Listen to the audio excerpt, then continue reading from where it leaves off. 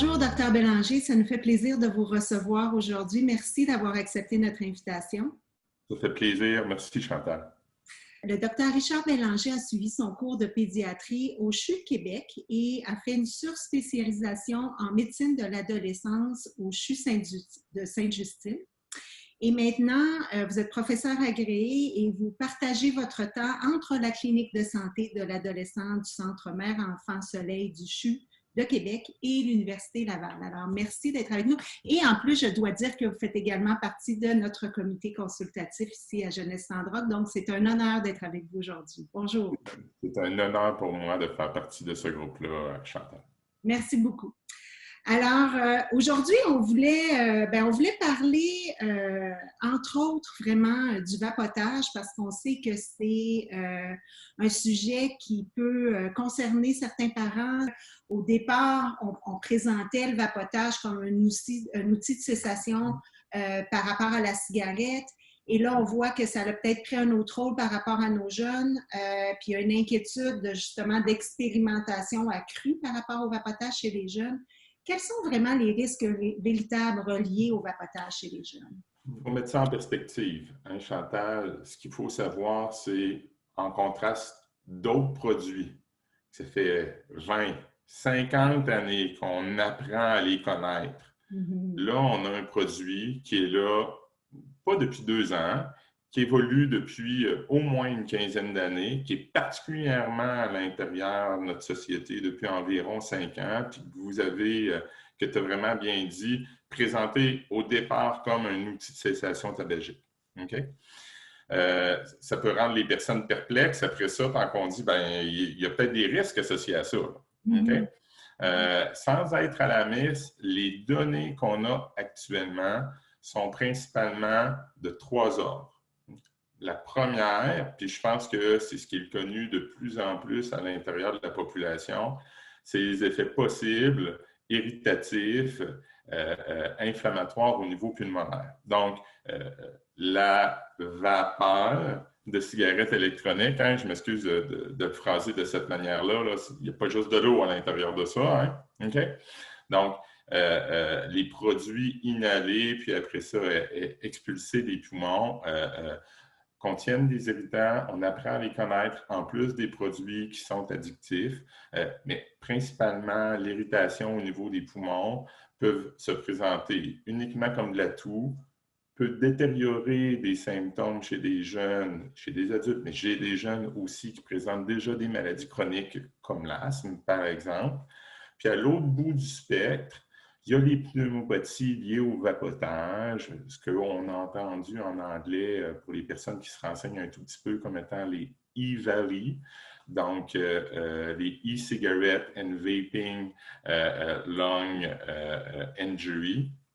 Puis à partir de ce moment-là, ça, on a des bonnes données aux États-Unis, une épidémie qui est en date de février-mars. Avant l'autre épidémie, il faut se rappeler, on parlait d'épidémie avant l'épidémie de COVID, on parlait de l'épidémie de ces pneumopathies-là au vapotage, atteint à peu près 3000 cas aux États-Unis, tant qu'on regarde février-mars 2020, avec un cumul qui va aux alentours de 70 décès, particulièrement des décès qu'on voit chez les plus jeunes que chez les plus vieilles personnes. Donc, les adolescents ne sont pas du tout exclus de ce groupe-là, mais chez les individus qu'on sait parfois plus jeunes. Bon. Ça, c'est l'aspect numéro 1, l'impact au niveau de la santé respiratoire. Mais il ne faut pas oublier qu'il y a plus de 80% des jeunes qui utilisent des produits, des liquides de vapotage qui contiennent de la nicotine. Donc, l'addiction à la nicotine, il ne faut vraiment pas l'oublier.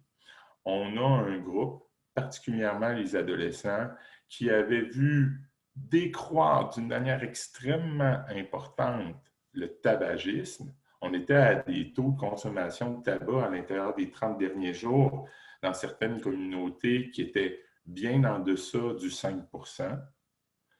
Et puis là, il y a un produit qui arrive qui contient aussi de la nicotine. Et puis là, on voit les chiffres monter. Les chiffres monter, même, je m'excuse de l'utiliser à l'intérieur des données encore de la région de la capitale-nationale, mais on a des équipes collaboratrices ailleurs, autant en Alberta qu'en Ontario, qui nous décrivent un peu les mêmes chiffres. Presque 50% des jeunes d'âge secondaire ont déjà vapoté. Donc, ce que ça veut dire, c'est que des jeunes qui ne s'étaient pas exposés à la nicotine s'exposent à la nicotine de cette manière-là et peuvent développer une dépendance. Et cette dépendance-là, elle est une problématique. Donc, il y a toutes les problématiques de dépendance associées au vapotage qui sont bien présentes. Okay? Donc, on dit qu'un jeune sur deux dans la région de la capitale nationale de Québec aurait expérimenté avec le vapotage. Exactement, Chantal. C'est des chiffres inquiétants. Oui, effectivement. Tant qu'on regarde le contraste par rapport à la cigarette, on pourra en reparler peut-être tout à l'heure, là, quel est le plus nuisible ou pas, mais il reste que ce chiffre-là fait qu'on a un jeune sur deux qui s'est exposé à un produit qui est la nicotine, qui est un des produits qui est le plus connu pour amener une dépendance. Donc, vraiment, on n'aurait pas souhaité que notre jeune s'expose à ça. À partir de ce moment-là, ça, c'est un des autres problèmes qu'il faut nommer d'une manière importante. Après ça, il y a une littérature qui touche aux problèmes de santé mentale, Chantal. Okay? Mais loin de moi d'affirmer ici que l'usage de la cigarette électronique donne des problèmes de santé mentale. Hein? On n'a pas une littérature qui nous décrit ça actuellement. Mais si on regarde quels sont les jeunes qui sont les plus grands consommateurs de cigarettes électroniques, on retrouve des jeunes vulnérables. Okay? Donc, des jeunes anxieux, des jeunes en détresse, des jeunes déprimés. Okay? À partir de ce moment-là, c'est une autre sphère de problématiques que je dirais plus liées au vapotage que vraiment subséquent au vapotage. C'est vraiment les grosses sphères que je voudrais cibler, que les parents doivent avoir en tête. Okay. Est-ce qu'on a des données sur le cancer actuellement? Écoutez, ça va faire 5 ans. Puis des chercheurs novateurs pourraient dire que ça fait au gros maximum 10 ans qu'ils regardent ça. Combien d'années ça nous a pris avant de voir les impacts réels, à être capable d'y prouver par rapport au tabac? Plusieurs dizaines d'années. Donc, je m'excuse, ça va être encore le mot humilité. Restons humbles face aux données qui sont disponibles, mais il y a certains éléments qui nous décrivent clairement que le vapotage est un élément défavorable pour la santé des jeunes. OK, merci. Donc là, on a des données probantes qui disent que, en tout cas, quand on dit dans la région de Québec, qu'un jeune sur deux va essayer.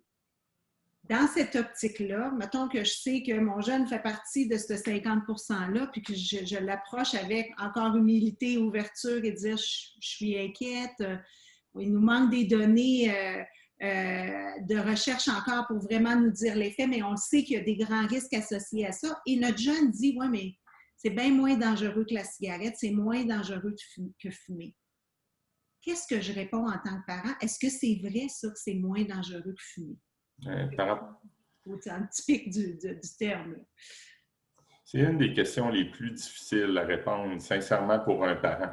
Okay? Parce que c'est vrai que sur la base des connaissances actuelles, le tabac reste une des pires substances auxquelles un jeune peut s'exposer parce qu'au long cours, ce jeune-là va rester fumeur de cigarettes et s'expose à tous les risques qu'on connaît, mais pas seulement des risques de cancer, des risques cardio-métaboliques, des risques de développer des maladies pulmonaires.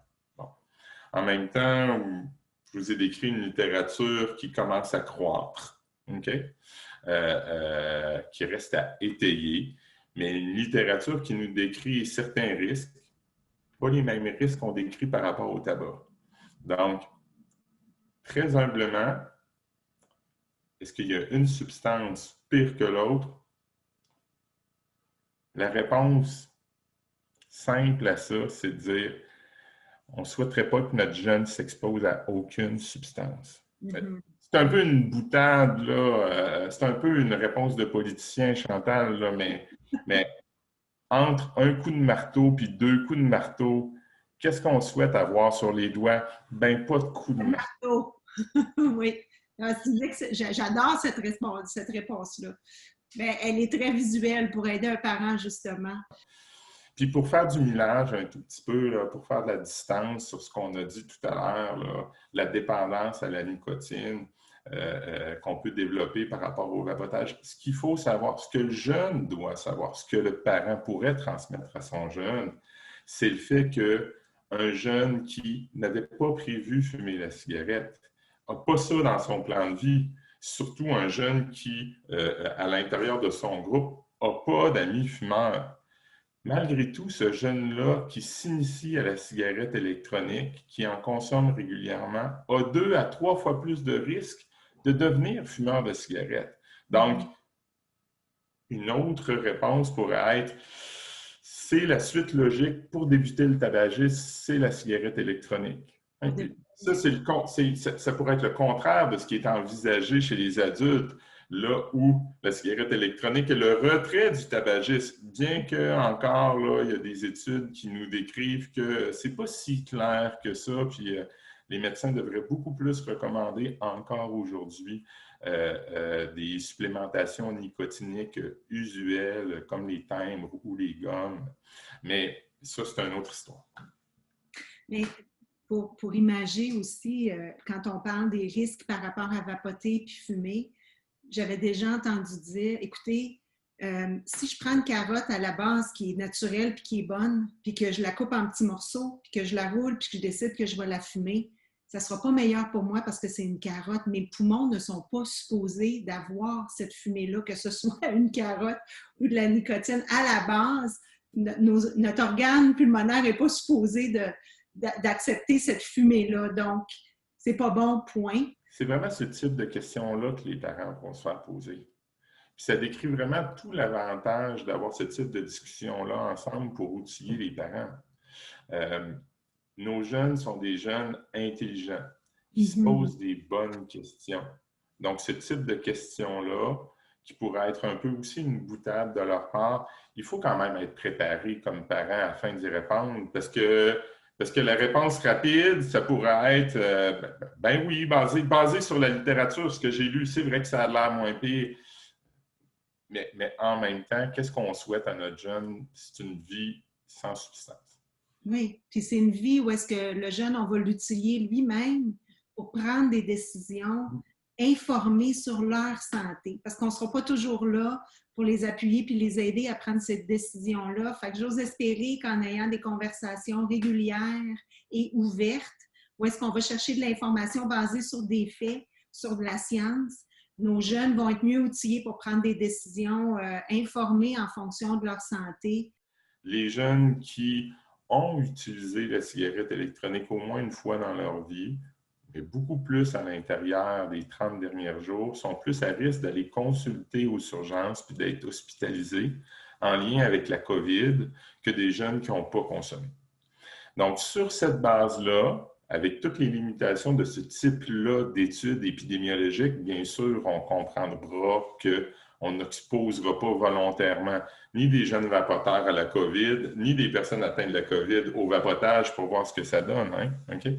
Mais sur la base de ces études-là, administratives, épidémiologiques, on a des éléments qui appuient la théorie. Donc, en fait, la période de pandémie devrait être une période là où on devrait suggérer à nos jeunes, pour les raisons que j'ai évoquées là, de diminuer, quitte à cesser leur consommation de cigarettes électroniques et de produits liés au vapotage. C'est un bon moment, c'est un bon contexte. Puis en plus, ça n'aura pas juste des effets à court terme, mais on le souhaite au long cours sur leur santé. Donc, on sait que nos jeunes qui vapotent sont plus susceptibles, sont plus vulnérables face à la COVID. C'est ce que je comprends. Oui, tout ça a commencé au printemps. Le confinement prend effet particulièrement en mars. Les chercheurs, on est très réactifs habituellement autour de ça, mais vous voyez, là, on est à 6 mois d'avancer des données. Les données commencent à sortir. il ne serait vraiment pas surprenant de continuer à avoir ce type de données-là qui vont encore plus nous conforter sur les théories qu'on a. Parfait. Là, on a parlé beaucoup de nicotine, de cigarettes électroniques, mais il y a aussi la réalité que les jeunes peuvent vapoter du cannabis. Pouvez-vous me parler un petit peu plus des risques associés plus spécifiquement au vapotage quand vient le temps de vapoter du cannabis? Oui. Il y a différents types d'instruments qui nous permettent de vapoter des substances. Puis, quasiment tous les produits liés au cannabis peuvent être vapotés d'une manière ou d'une autre. Okay? Donc, ce qu'il faut savoir, autant les produits à faible niveau de tétrahydrocannabinol, de THC, autant les produits à plus haut niveau de concentration de THC. Okay? Ce qu'il faut savoir, c'est qu'à l'adolescence, il y a environ 1 jeune sur 5 qui a déjà consommé du cannabis, qui l'a déjà vapoté. Okay? Donc, ce n'est pas quelque chose qui n'est pas fréquent.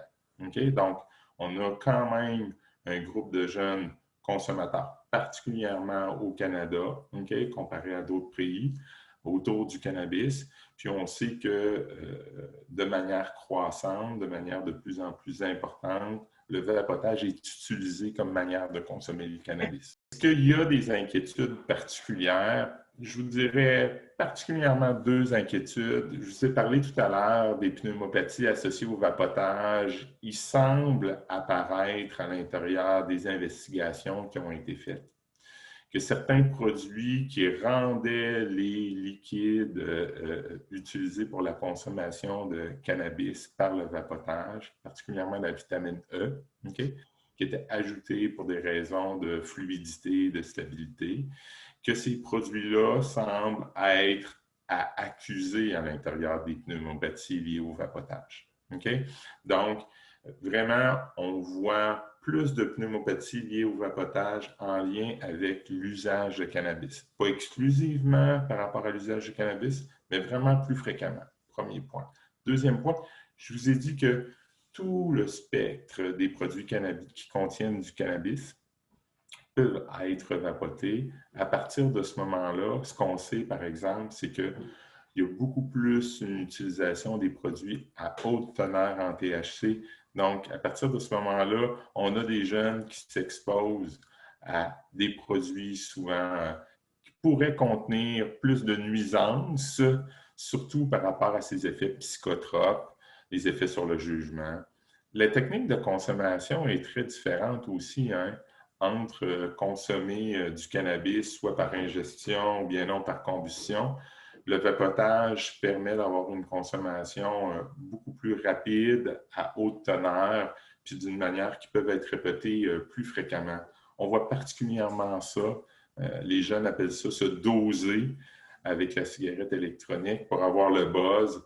On va retrouver un peu la même chose liée au vapotage du cannabis. Donc, on est dans l'apprentissage encore. Les jeunes nous en montrent beaucoup. Okay? On souhaiterait qu'ils nous en montrent moins, mais vraiment, il y a des méthodes de consommer qui sont différentes et ces méthodes de consommation-là semblent avoir des risques bien particuliers.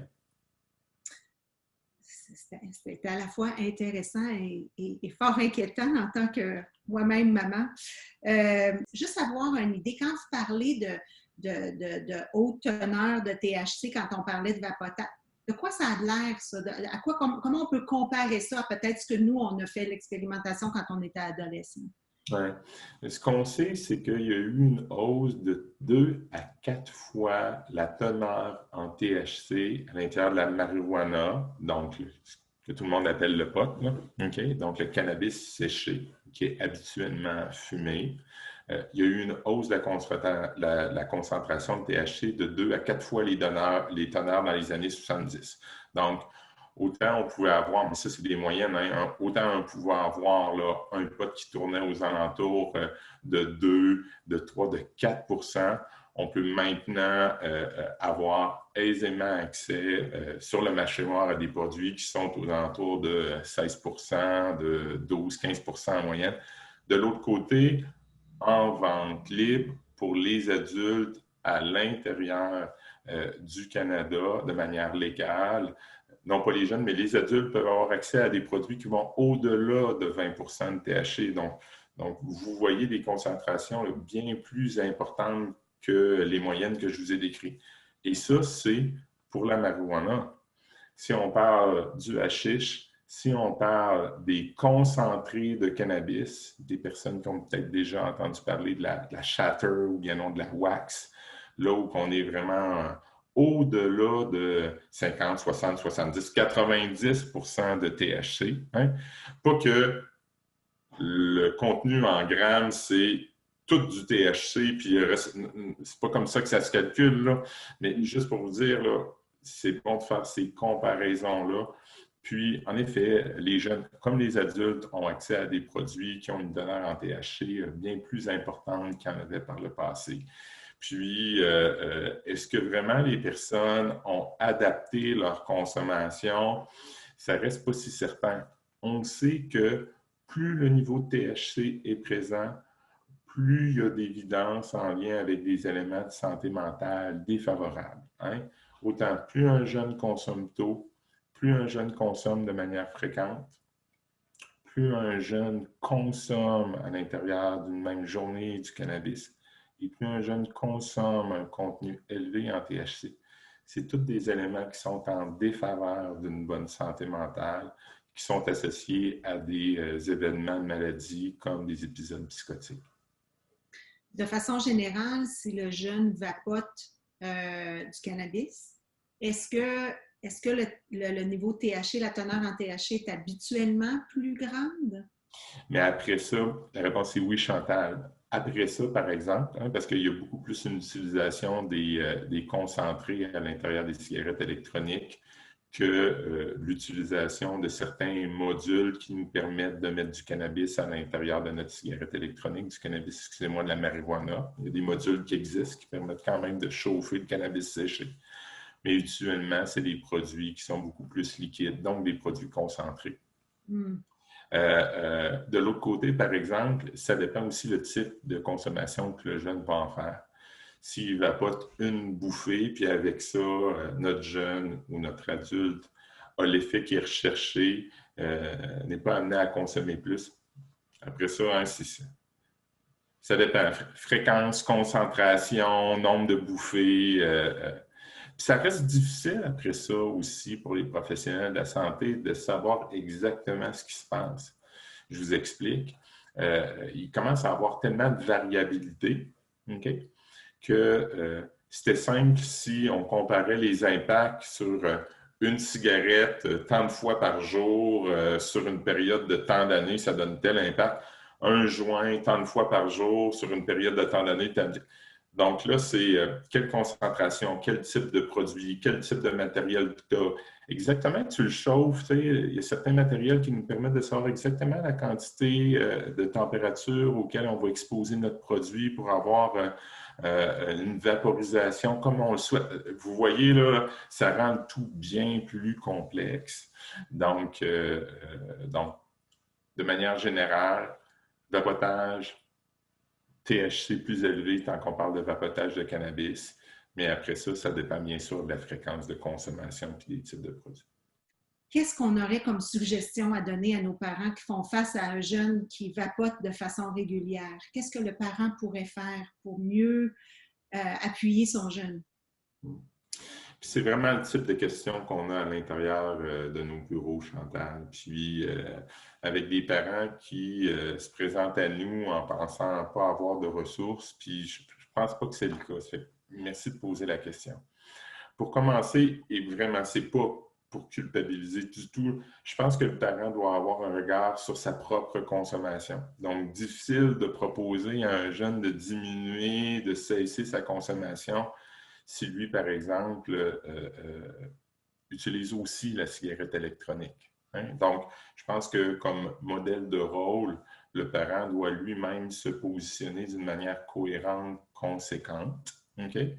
Donc, mais vraiment, loin de moi l'idée de dire à un parent qui a des défis en termes de consommation lui-même qu'il est facile ou simple d'arrêter. Au contraire, Ça peut être une belle opportunité aussi pour dire à son jeune, je m'inquiète de ta consommation.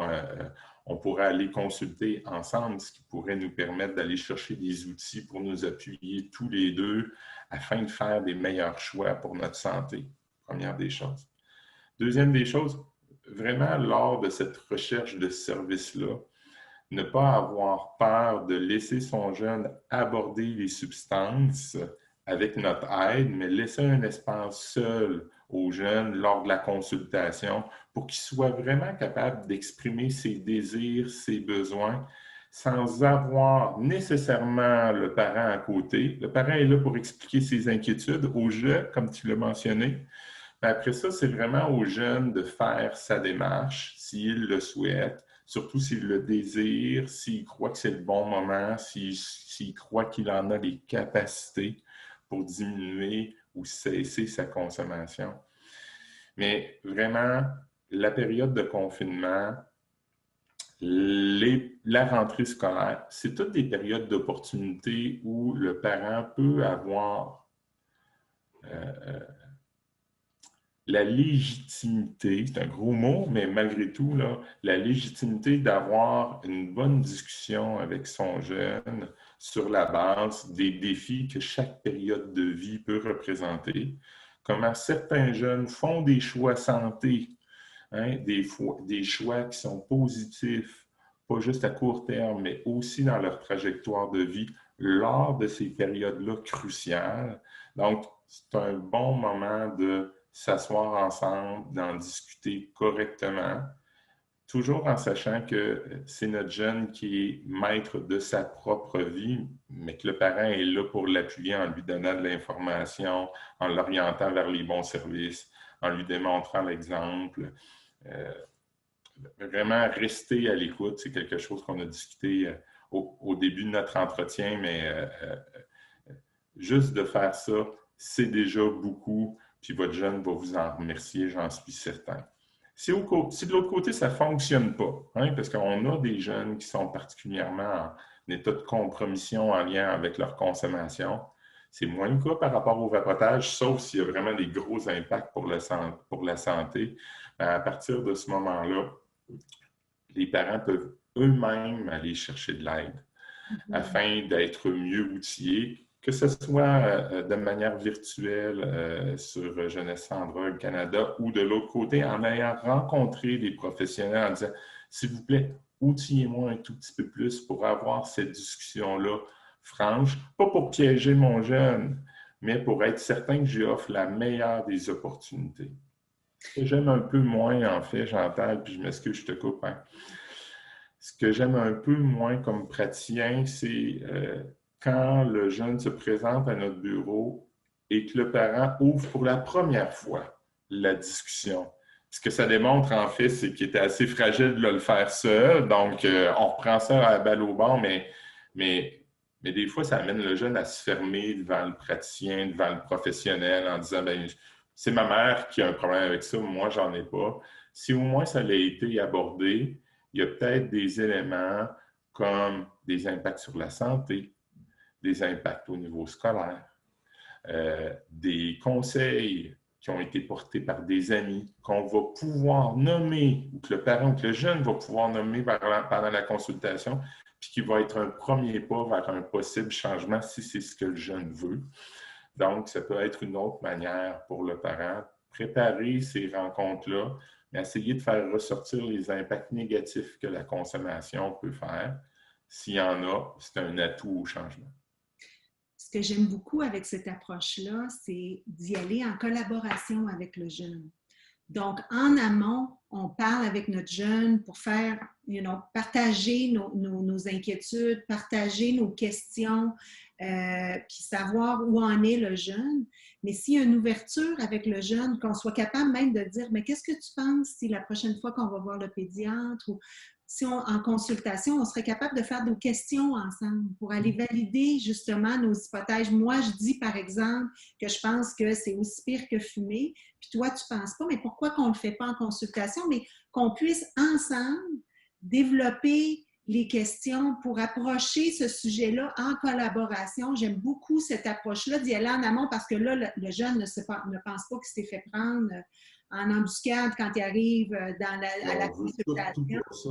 Exactement. Donc, le jeune est au courant de la démarche et on a a priori eu son accord pour dire OK, on va approcher ça ensemble. Quitte après, est-ce qu'on lui laisse les décisions de comment approcher ça, puis qu'est-ce qui va être mieux de développer plus tard. Mais justement, cette approche-là de collaboration, quand on dit d'être cohérent, d'être conséquent, d'approcher ça avec humilité, mais de l'approcher avec ouverture pour dire on y va les deux ensemble, de front commun. Oui, peut-être que comme parent, je n'ai pas les bonnes connaissances. Peut-être comme parent, j'ai trop d'inquiétudes. Peut-être comme à partir de ce moment-là, c'est des choses.